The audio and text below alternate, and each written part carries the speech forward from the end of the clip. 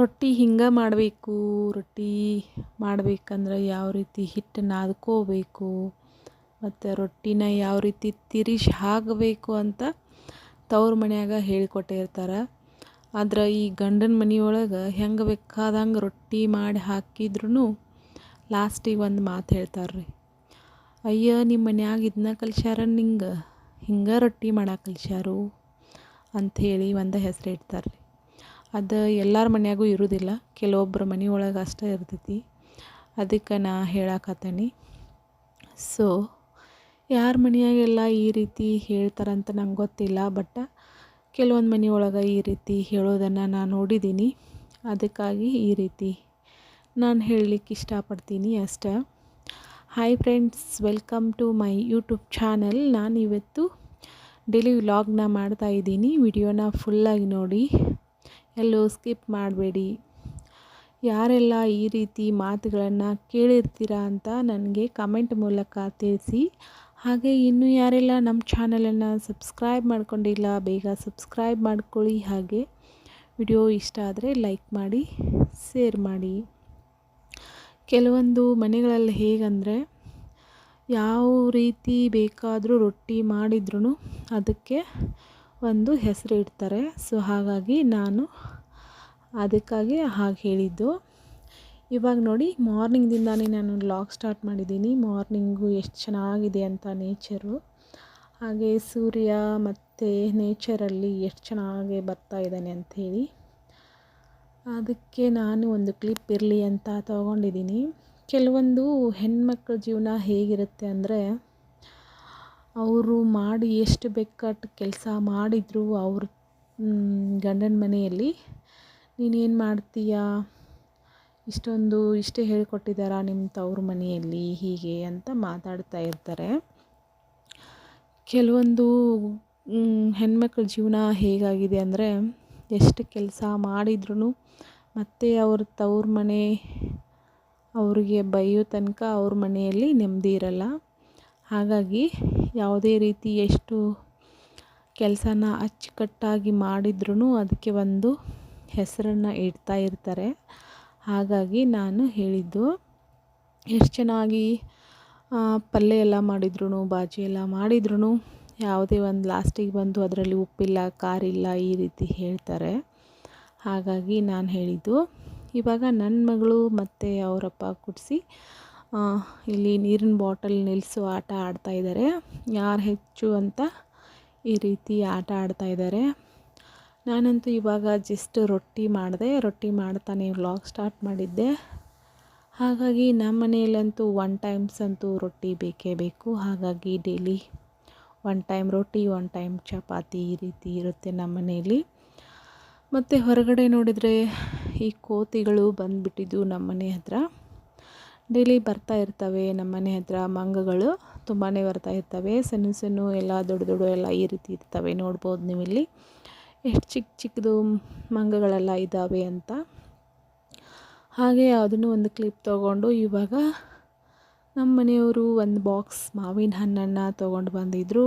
ಅದನ್ನು ನಾನಿವಾಗ ಓಪನ್ ಮಾಡ್ತಾಯಿದ್ದೀನಿ. ನನ್ನ ಮಕ್ಕಳಂತೂ ತುಂಬಾ ಎಕ್ಸೈಟಾಗಿ ಅದನ್ನು ನೋಡ್ತಾ ಕುಳಿತಿದ್ರು. ಯಾವಾಗ ಓಪನ್ ಮಾಡ್ತಾಳೆ, ನಾವು ಮಾವಿನಕಾಯಿ ಯಾವಾಗ ತಿಂತೀವಿ ಅಂತ ತುಂಬ ಕ್ಯೂರಿಯಾಸಿಟಿಯಲ್ಲಿ ಇದ್ದರು. ಇವಾಗ ನಾನು ಅದನ್ನು ಓಪನ್ ಮಾಡ್ತಾಯಿದ್ದೀನಿ. ಇವಾಗಂತೂ ಮಾವಿನಕಾಯಿ ಸೀಸನ್ ಇದೆ. ಸೊ ಹಾಗಾಗಿ ಯಾರು ಕೂಡ ಮಿಸ್ ಮಾಡದೆ ಮಾವಿನಕಾಯಿಯನ್ನು ತಿನ್ನೋದನ್ನು ಬಿಡಬೇಡಿ ಗೈಸ್. ನಾವು ಕೂಡ ಒಂದು ಬಾಕ್ಸ್ ತಂದಿದ್ದೀವಿ.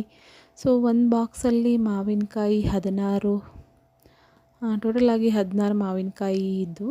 ಸೊ ಹಾಗಾಗಿ ನೋಡ್ಬೋದು ನೀವು ಇಲ್ಲಿ. ಇವಾಗ ಮಾವಿನಕಾಯಿ ಓಪನ್ ಮಾಡ್ತಾಯಿದ್ದೀನಿ. ಮಾವಿನಕಾಯಿ ಅಂತೂ ತುಂಬ ಚೆನ್ನಾಗಿದ್ದವು. ನನ್ನ ಮಗಳು ಕೈಯಲ್ಲಿ ಹಿಡ್ಕೊಂಡು ಆಟ ಆಡ್ತಾಯಿದ್ದಳು.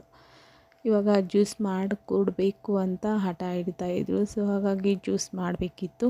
ಅಷ್ಟರಲ್ಲಿ ತುಂಬಾ ಜೋರಾಗಿ ಮಳೆ ಬರಲಿಕ್ಕೆ ಸ್ಟಾರ್ಟ್ ಆಯಿತು. ಹಾಗಾಗಿ ಮಳೆ ಬರಲಿಕ್ಕೆ ಹತ್ತಿತ್ತು, ಈವ್ನಿಂಗ್ ಆಗಿತ್ತು. ಸೊ ಹಾಗಾಗಿ ಇವಾಗ ನಮ್ಮ ಮನೆಯವ್ರಿಗೆ ಬಜ್ಜಿ ಬೇಕಾಗಿತ್ತು. ಸೊ ಹಾಗಾಗಿ ಈರುಳ್ಳಿ ಬಜ್ಜಿನ ನಾನು ಮಾಡ್ತಾಯಿದ್ದೀನಿ. ಇವಾಗ ಇಲ್ಲಿ ನೋಡಿ, ಸಣ್ಣದಾಗಿ ನಾನು ಈರುಳ್ಳಿನ ಕಟ್ ಮಾಡ್ಕೊಂಡಿದ್ದೀನಿ. ಸೊ ಮತ್ತು ಅದಕ್ಕೆ ಹಸಿ ಮೆಣಸಿನ್ಕಾಯಿನೂ ಕೂಡ ಹಾಕ್ಕೊಂಡಿದ್ದೀನಿ. ಮತ್ತು ರುಚಿಗೆ ತಕ್ಕಷ್ಟು ಉಪ್ಪು, ಅಜ್ವಾಯಿನ ಮತ್ತು ಇವಾಗ ಎಲ್ಲನೂ ಮಿಕ್ಸ್ ಮಾಡ್ಕೋಬೇಕು. ಈ ರೀತಿ ಮಳೆ ಬರ್ತಾ ಇರಬೇಕು ಮತ್ತು ಈವ್ನಿಂಗ್ ಸ್ನ್ಯಾಕ್ಗೆ ಬಜ್ಜಿ ಮಾಡ್ತಾ ತಿಂತಾ ಇದ್ದರೆ ಮಜಾನೇ ಬೇರೆ ಇರುತ್ತೆ. ಸೊ ಹಾಗಾಗಿ ನೀವು ಕೂಡ ಟ್ರೈ ಮಾಡಿ, ಖಂಡಿತ ಚೆನ್ನಾಗಿರುತ್ತೆ. ಇವಾಗ ನಾನು ಈರುಳ್ಳಿ ಬಜ್ಜಿ ಮಾಡಲಿಕ್ಕೆ ಇವಾಗ ಹಿಟ್ಟನ್ನು ಮಿಕ್ಸ್ ಮಾಡ್ತಾಯಿದ್ದೀನಿ. ನಾವು ಕಡಲೆಬೇಳೆನ ತೊಗೊಂಡು ಬಂದು ಬೀಸ್ತಾರಲ್ಲ, ಅಲ್ಲಿ ನಾವು ಬೀಸ್ಕೊಂಡು ಬರೋದು. ಅಂಗಡಿಗಳಲ್ಲೆಲ್ಲ ಇರ್ತಕ್ಕಂಥ ಕಡಲೆ ಹಿಟ್ಟನ್ನು ನಾವು ತರಲ್ಲ. ಸೊ ಹಾಗಾಗಿ ಇದು ಪ್ಯೂರ್ ಕಡಲೆ ಹಿಟ್ಟು.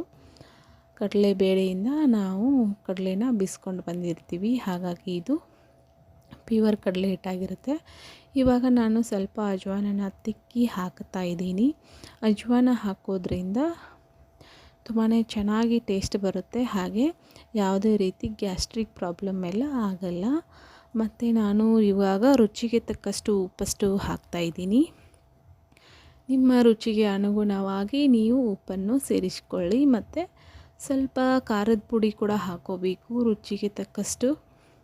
ಅಂದರೆ ನಿಮಗೆ ಖಾರದ ಅನುಗುಣವಾಗಿ ಖಾರ ಕೂಡ ಹಾಕ್ಕೊಂಡ್ರೆ ಬಜ್ಜಿನೂ ತುಂಬಾ ಚೆನ್ನಾಗಿರುತ್ತೆ. ಹಾಗಾಗಿ ಒಬ್ಬೊಬ್ಬರು ಪಕೋಡಕ್ಕೊಂದು ಕೂಡ ಅಂತಾರೆ, ನಮ್ಮ ಸೈಡು ಬಜ್ಜಿ ಅಂತಾರೆ. ಈರುಳ್ಳಿ ಬಜ್ಜಿ, ಕಾಂದಾ ಬಜ್ಜಿ ಹೀಗೆ ಅಂತಾರೆ. ಸೊ ಹಾಗಾಗಿ ಇವಾಗ ಎಲ್ಲನೂ ಮಿಕ್ಸ್ ಮಾಡ್ತಾಯಿದ್ದೀನಿ. ಈರುಳ್ಳಿ ಬಜ್ಜಿಗೆ ಜಾಸ್ತಿ ನಾವು ಈರುಳ್ಳಿನ ಬಳಸಬೇಕಾಗುತ್ತೆ. ಸೊ ಹಾಗಾಗಿ ಈರುಳ್ಳಿ ಜಾಸ್ತಿ ಇದ್ರೇ ಈರುಳ್ಳಿ ಬಜ್ಜಿ ಚೆನ್ನಾಗಿ ಬರುತ್ತೆ. ಇವಾಗ ಸ್ವಲ್ಪ ನೀರು ಹಾಕ್ಕೊಳ್ತಾ ಈ ಹಿಟ್ಟನ್ನು ನಾವು ಕಲಿಸ್ಕೋಬೇಕಾಗುತ್ತೆ. ಒಮ್ಮೆಲೇ ಜಾಸ್ತಿ ನೀರನ್ನು ಹಾಕೋಬಾರ್ದು, ಯಾಕಂದರೆ ತುಂಬಾ ತೆಳುವಾಗಿಬಿಡುತ್ತೆ. ನೋಡಿ, ಇವಾಗ ನಾನು ಎಲ್ಲನೂ ಚೆನ್ನಾಗಿ ಮಿಕ್ಸ್ ಮಾಡಿದ್ದೀನಿ.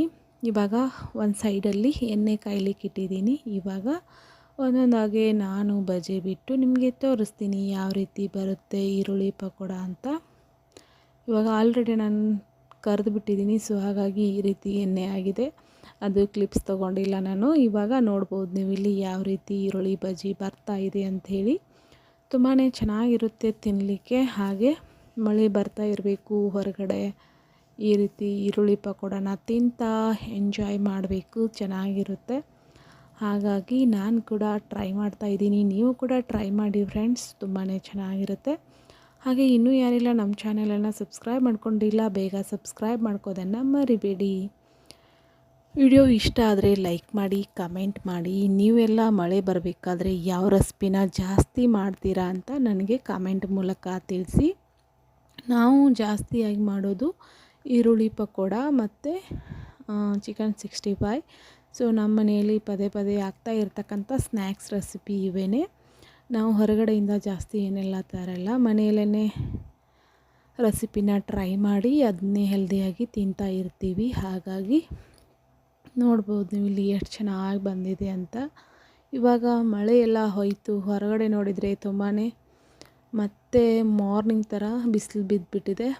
ನಮ್ಮ ಗಿಡಗಳೆಲ್ಲ ಮಳೆಗೆ ಯಾವ ಥರ ಆಗಿಬಿಟ್ಟಿದ್ದಾವೆ ನೋಡಿ. ಗಿಡಗಳಲ್ಲಿ ಹೂವು ಕೂಡ ಚೆನ್ನಾಗಿ ಬಂದಿದ್ದವು, ಮಲ್ಲಿಗೆ ಹೂವು ಮತ್ತು ಗುಲಾಬಿ ಗಿಡ ಇವೆಲ್ಲನೂ ಚೆನ್ನಾಗಿ ಕಾಣಿಸ್ತಾ ಇತ್ತು. ಸೊ ಹಾಗಾಗಿ ಅದನ್ನೊಂದು ಕ್ಲಿಪ್ ತೊಗೊಂಡಿದ್ದೀನಿ ನಾನು.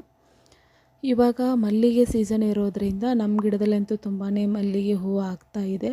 ಸೊ ಹಾಗಾಗಿ ತುಂಬಾ ಮಾರ್ನಿಂಗು ಸ್ಮೆಲ್ ತುಂಬಾ ಚೆನ್ನಾಗಿ ಬರ್ತಿರ್ತದೆ. ನೀವೆಲ್ಲ ಯಾವ ರೀತಿ ಮಲ್ಲಿಗೆ ಗಿಡನ ಹಾಕಿದ್ದೀರಾ ಅಂತ ಹೇಳಿ. ಇದಕ್ಕೆ ಯಾವ ಮಲ್ಲಿಗೆ ಹೂವು ಅಂತಾರೆ ಅಂತ ನನಗಂತೂ ಗೊತ್ತಿಲ್ಲ, ಆದರೆ ಇದು ಈವ್ನಿಂಗ್ ಟೈಮಲ್ಲೇ ಅರಳು ಬಿಡುತ್ತೆ. ಮಾರ್ನಿಂಗ್ ಅಂದರೆ ಅರಳಲ್ಲ, ಈವ್ನಿಂಗ್ 7 o'clock ಇಲ್ಲ ಅಂದರೆ 6:30ಗೆಲ್ಲ ಇದು ಹೂವು ಅರಳಿ ಬಿಡುತ್ತೆ. ಸೊ ಹಾಗಾಗಿ ಇದು ಯಾವ ಮಲ್ಲಿಗೆ ಅಂತ ನಂಗೆ ಗೊತ್ತಿಲ್ಲ, ಆದರೆ ತುಂಬಾ ಸ್ಮೆಲ್ ಅಂತೂ ಚೆನ್ನಾಗಿದೆ. ಹಾಗಾಗಿ ಹೇಳ್ತಾ ಇದ್ದೀನಿ, ನಿಮಗೆ ಗೊತ್ತಿದ್ದರೆ ಕಮೆಂಟ್ ಮಾಡಿ. ಇವಾಗ ನೋಡಿ ಈವ್ನಿಂಗ್ ಆಗಿಬಿಟ್ಟಿದೆ, ತುಂಬಾ ಚೆನ್ನಾಗಿ ಚಂದ್ರಮ ಕಾಣಿಸ್ತಾ ಇದ್ದಾನೆ.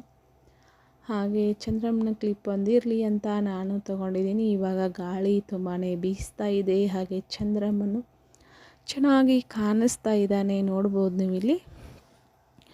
ನಾನು ಹೊರಗೆ ವಾಕ್ ಮಾಡ್ತಾ ಚಂದ್ರಮ್ಮನ ನೋಡ್ತಾ ಈ ಕ್ಲಿಪ್ಸ್ನ ತೊಗೊಂಡಿದ್ದೀನಿ. ಹಾಗೆ ನಮ್ಮೂರಲ್ಲಿ ಮದುವೆ ಇರೋದ್ರಿಂದ ಮದುವೆದ ಮೆರವಣಿಗೆ ಅಂತ ತೆಗಿತಾರಲ್ಲ, ಅದು ಇವಾಗ ಪಟಾಕ್ಷಿ ಎಲ್ಲ ಹಾರಿಸ್ತಾ ಈ ರೀತಿ ಕಾಣಿಸ್ತಾ ಇತ್ತು ವ್ಯೂ. ಸೊ ಹಾಗಾಗಿ ಅದನ್ನು ಕೂಡ ಒಂದಿರಲಿ ಅಂತ ಹೇಳಿ ನಾನು ತೊಗೊಂಡಿದ್ದೀನಿ. ಯಾವ ರೀತಿ ಚೆನ್ನಾಗಿ ಕಾಣಿಸ್ತಾ ಇದೆ ನೋಡಿ. ಚಂದ್ರಮಂತೂ ತುಂಬಾ ಚೆನ್ನಾಗಿ ಕಾಣಿಸ್ತಾ ಇದೆ. ಸೊ ಹಾಗಾಗಿ ನಾನು ವಿಡಿಯೋ ಮಾಡಿದ್ದೀನಿ. ನನ್ನ ಇವತ್ತಿನ ವ್ಲಾಗ್ ನಿಮಗೆ ಯಾವ ರೀತಿ ಅನ್ನಿಸ್ತು ಅಂತ ಕಮೆಂಟ್ ಮೂಲಕ ತಿಳಿಸೋದನ್ನು ಮರಿಬೇಡಿ. ಯಾರೆಲ್ಲ ನನ್ನ ಈ ವಿಡಿಯೋನ ಪೂರ್ತಿಯಾಗಿ ನೋಡಿದ್ದೀರ ಅವರಿಗೆ ತುಂಬ ಹೃದಯದ ಧನ್ಯವಾದಗಳು. ಹೀಗೆ ನನ್ನ ವಿಡಿಯೋಗೆ ಸಪೋರ್ಟ್ ಮಾಡ್ತಾ ಇರಿ ಅಂತ ಹೇಳ್ತೀನಿ. ನಿಮ್ಮ ಪ್ರೀತಿ ವಿಶ್ವಾಸ ನನ್ನ ಮೇಲೆ ಇರಲಿ.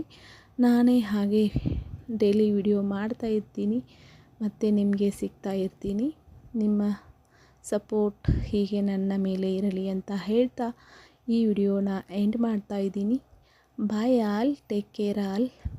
ಎಲ್ಲರೂ ಕೂಡ ಚೆನ್ನಾಗಿ ಹೆಲ್ದಿ ಊಟ ತಿಂದು ಚೆನ್ನಾಗಿರಿ ಅಂತ ಹೇಳ್ತಾ ಇವತ್ತಿನ ಈ ವಿಡಿಯೋನ ಎಂಡ್ ಮಾಡ್ತಾ ಇದ್ದೀನಿ.